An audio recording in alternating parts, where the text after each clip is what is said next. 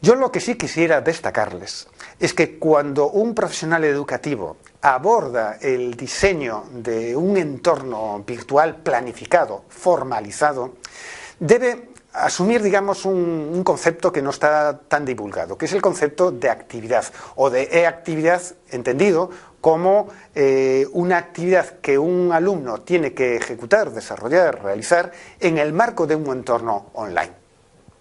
¿Por qué el concepto de e-actividad? Miren, está muy vinculado lógicamente a lo que es enseñanza y aprendizaje en entornos virtuales y learning, y lógicamente, por un lado, hay un equilibrio entre quien diseña, enseña en un entorno digital y quien aprende en el mismo. Pero lo que genera realmente aprendizaje es la experiencia que el alumno tiene en ese entorno.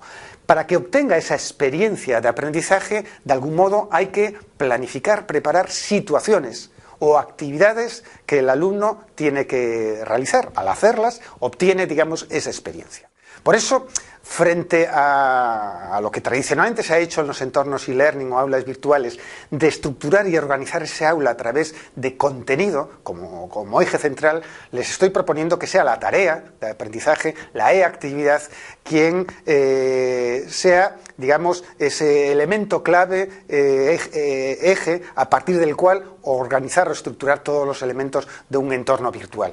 Y esto significa que uno tiene que pensar y planificar qué actividades y qué secuencia de las mismas llevarán a que se obtengan ciertos conocimientos.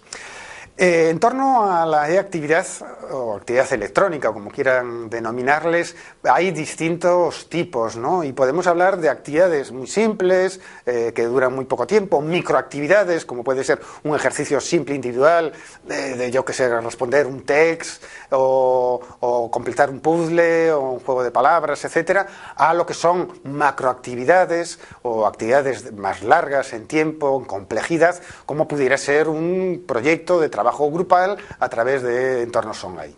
Otros ejemplos, muchos ejemplos, podemos hacer un montón de ellos, es decir, que los alumnos desarrollen proyectos colaborativos mediante wikis o mediante escritura compartida online, que creen sus propios blogs o espacios públicos en la red, que redacten ensayos, que debatan en unos foros, que resuelvan problemas, que elaboren su propio portafolio o espacio personal, que creen una biblioteca digital. Bueno, las posibilidades y tipos de actividades, como les digo, oscilan desde la simple propuesta a una propuesta mucho más compleja. Lo que ocurre es que a la hora de planificar esas actividades, sean simples o sean complejas, ese docente o ese experto en educación responsable de la creación de un entorno de aprendizaje online debe tener, al menos, plantearse 4 cuestiones básicas. Una es cuál es la competencia o competencias que quiero desarrollar en mis estudiantes y en particular objetivos de aprendizaje, qué quiero que adquieran, ¿no?, como aprendizajes.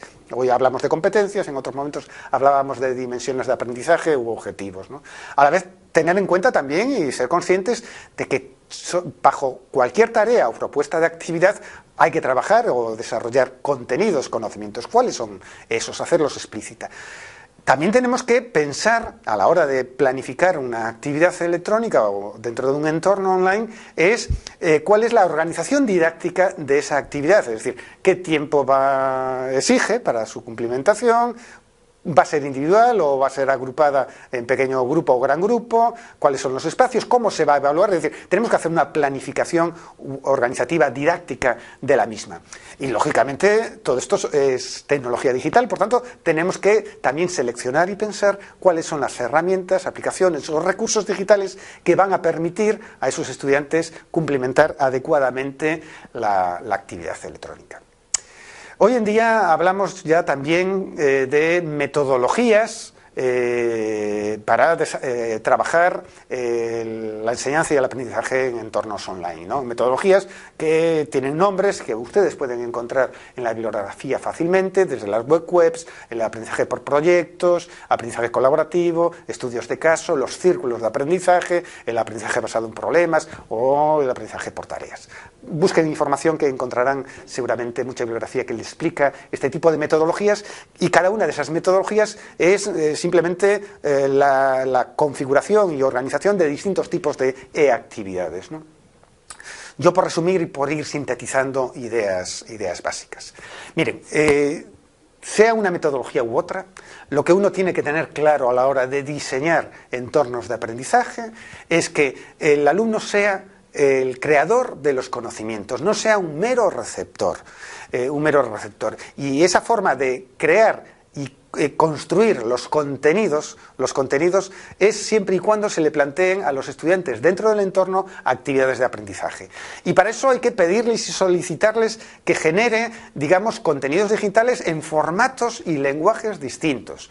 Que el alumno se exprese, cree esos contenidos mediante textos, a través de ensayos o participaciones en foros o tal, en blogs, en hipertextos, que construya también ese conocimiento, esos contenidos en formatos audiovisuales, en formatos de imágenes, en infografías. Bueno, las posibilidades son muchas, como ya les cité antes. A la vez también tenemos que ser conscientes de que, además de que el alumno sea creador de contenidos en distintos formatos y lenguajes, haya mucha comunicación e interacción, y esto significa apostar, apoyar, de que utilicemos los entornos online para que el aprendizaje no sea solo individual, sino también colaborativo.